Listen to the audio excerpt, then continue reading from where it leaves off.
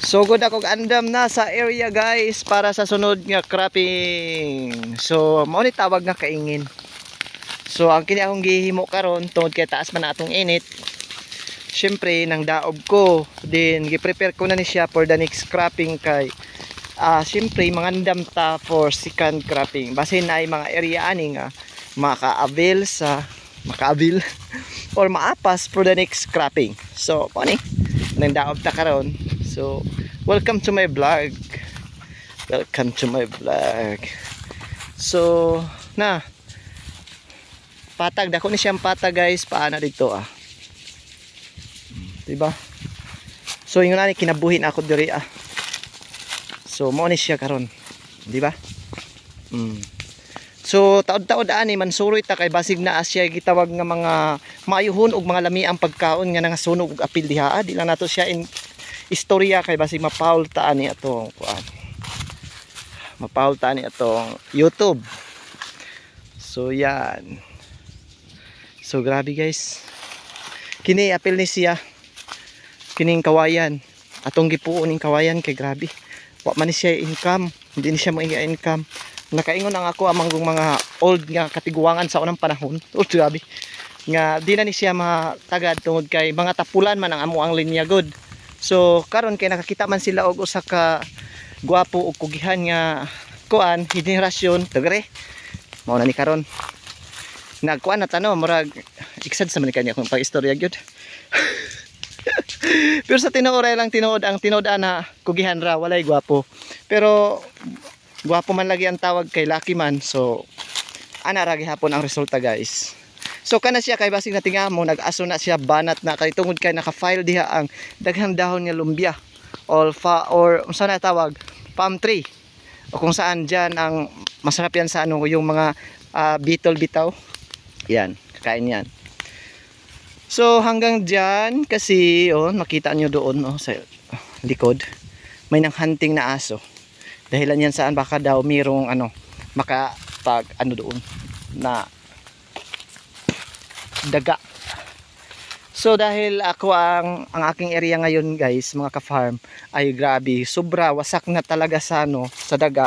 So dahil yan na experience ko na talaga yung tingnan nyo mga ka-farm nung nakaraang vlog ko ay pinakita ko sa inyo na grabe hawa na in Bisaya yung nasa gitna ng aking palayan. So ngayon ay pasimula na. So wala na akong ang goal ko ngayon guys before magtanim ng palay ay kailangang linisin yung paligid, yung nakabakante kong lote dito or area, yung lalo na itong malapad na potential area sa rice. So kailangang i-develop to mga ka-farm. Di man mataniman ngayon pero kailangang still hinlo yung paligid dahil ginawa nilang bahayan ng mga daga, ginawang nila syudad kung saan dito sila naninirahan. Kaya kailangan natin yan i-destroy yung kanilang place, yung kanilang tinitirahan. Kaya huwag kayong mag-alala guys, lang to, tagsunog ra ko. Ito ay tawag na kaingin. O di ba? So ito ipakita ko sa inyo ha. Yang sa na yan, gitna na yan, wala na yan guys. Dati ay umani yan ng halos 100 bag. Pero ngayon, I don't know kung bag lang siguro wala ng 100. So kaya ngayon, tapos yung mga ibang hindi nagbe-bear fruit, yung niyog na yan, walang bunga talaga makita nyo. Yun yung mga ganyan kailangan ikakat yan dahil ginawa na lang yan ng mga tinitir or binabahayan ng mga daga. Kaya pasensya na guys sa mga PCA nga company, Philippine Coconut Authority, na kailangan ko talaga yung putulin or ikakat dahil paano magtanim tayo ng mag-alaga tayo ng mga niyog na hindi naman nagbibigay ng lang yan, harang. Hindi naman yan nagbibigay ng production. Kaya ito guys, sa susunod makikita nyo mga ganyan pa. Pero sa susunod makikita nyo ay ganyan pa din. Basta hindi ako makapag-promise na mga ka-farm na susunod na cropping, mataniman, pero basta yan Basta mataniman yan, mga siguro 2025 second cropping, sure na yan. So nandito, tingnan nyo, maganda talaga kapag bago mo kinakat, mga 1 week siguro, or kahit ano lang, 5 days. 4 days pa lang to, or 3 days pa lang to. Pero tingnan nyo guys, maganda naman yung resulta. Kinain naman niya. Yung sa may kulay green na yan, hindi na yan sa amin ha, pa-street doon. Yun, hanggang dyan lang sa ano guys.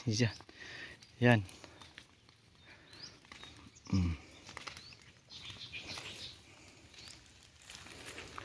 Di ba?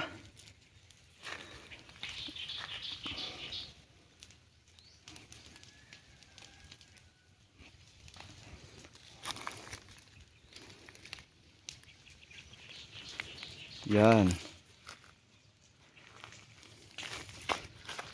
Hinlo na sa Bisaya, hinlo na. Hinlo na. Grabe. Inubos. Inubos talaga ng kayo. Kayo. Apoy. What?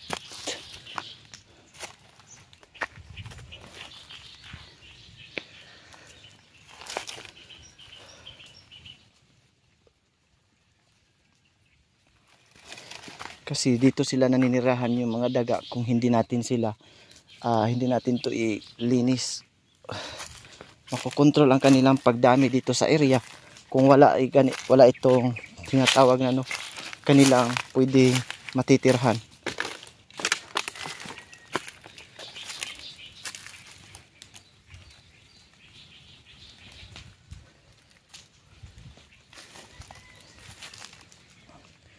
Hanggang dito lang. So malaki pa to guys, mga ka-farm. Malaki pa to kung ma-develop ito. So tingnan nyo. Diba? Hanggang dito yan, mga ka-farm. Iwan ko saan na yung basta dito yung pa-street doon. Street doon. Yung aming luti or area, kaya kailangan namin itong expand. Kailangan namin ito i-expand dahil sayang yung area at hindi natin matamnan. Nandito yung mga basura sa baha guys, dito na anod, dito na trap.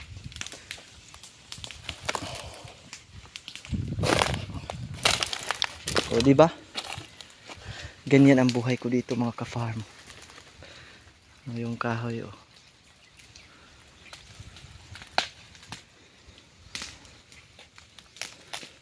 pwede siya dito madaanan guys. Dito tayo dadaan.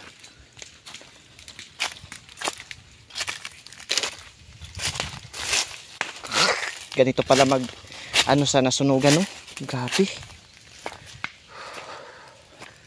Dito tayo dadaan. Ouch. Nakaakyat na dito guys. Dahil kailangan natin to, dahil ginawa nila doon naninirahan yung mga daga. Kaya kailangan natin to i-destroy. Talaga.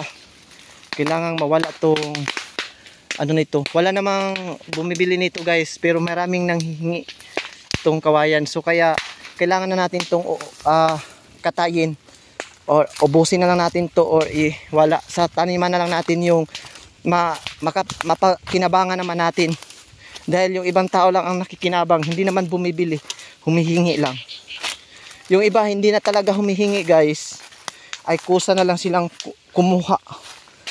Diba minsan ay parang pangit din yung, sino naman yung pangit ang ugali, tayo na naman. Diba? Sila naman yung nagkamali, kumuha na lang diretso, walang pahintulot sa may-ari.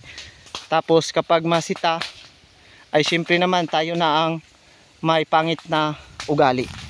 Kaya para iwas sa mga ganyang kaso guys, mga ka-farm, so kailangan na lang natin na syempre ubusin na lang natin at hindi na tayo magtanim ng kawayan. Tapos kung hindi naman, yung iba kasi ay humihingi sila ng mga nasa dulo lang daw yung pinagkukunan. Tapos pagka wala ka na, ay nako, magkakat talaga sila na halos isang buong kawayan. Kaya no choice guys, ganito talaga ako kapag kapag ganyan ang mga ugali ng mga, tayo na lang ang umiwas. Kaya paano tayo makaiwas sa mga ganitong klaseng istorya? So linisin na lang natin at huwag tayo magtanim ng mga ganito. So magtanim lang tayo ng palay kasi hindi naman sila makakuha yung palay ng pa isa-isa. So yun na lahat. So 'di ba maganda, malinis ang resulta kapag lalo na sobrang init kapag tayo ay nagsunog ng mga ganyan. Kasi yung apoy ay maka-sustain yung apoy, lalo na mayroong blending na hangin. So yan. Pagkatapos niyan ay nako, parang dinilaan talaga guys, katulad sa pagdila niyo sa kanya. O di ba? O diyan.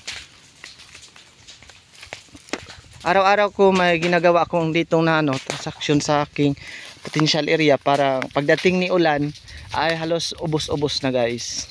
Tapos saka na tayo magpatungha ng tao in Bisaya, magpatungha para mag-final arrange or mag-final uproot sa mga titirang mga ganyan-ganyan ba guys. I-uproot natin yan lahat at ilagay dito sa gilid. Tapos i-finalize natin yan sunugun or sunugin. So ganyan lang kasimple ang buhay dito guys. Siyempre hindi naman masisimpulan yung laking mayaman or feeling mayaman. Kaya magwa-watch na lang kayo at mag-like at mag-comment. So positivity and negativity comment tatanggapin ko naman. Oh, that's it guys. Thank you so much for watching guys. Salamat. Oh, hindi naman sanay na ako sa mga ganyan. Hindi na ako makuratan. Kaya pasensya na, hindi na ako makuratan ha. Kaya wag mo akong wag mo akong pakuratan. Pakuratan. Pakuratan. Aha. Gara-gara. Bataan.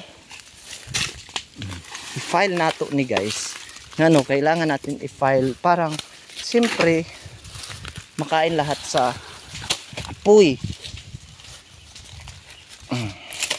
Pasensya na ha kasi ganito talaga yung sinasabay kasi yung farming vlog. Tapos wala. Mahirap kasi yung magba-vlog ka tapos ikaw lang din ang gumagawa. Kaya pasensya na guys. Pa-like nyo na lang at saka pa-comment. Mas mabuti pa-share pa kahit ganito lang na So siyempre kung love nyo ang farmer, isalin nyo naman ako ha. Para magkaintindihan tayo guys. Isalin nyo ako pag love nyo ha sa bawat farmer. Kasi farmer ako guys. Bakit? Ayaw nyo maniwala. Gusto mo magpadaro mo. Ay daruhin ko kayo. Arurihin ka kayo guys. Papiliun pa mo. Ang saon nga klase nga araro. Gikan sa lapa-lapa hangtod sa sa kuno. Okay. Alright. Ganito lang talaga. So, yan lang guys. Thank you so much for watching.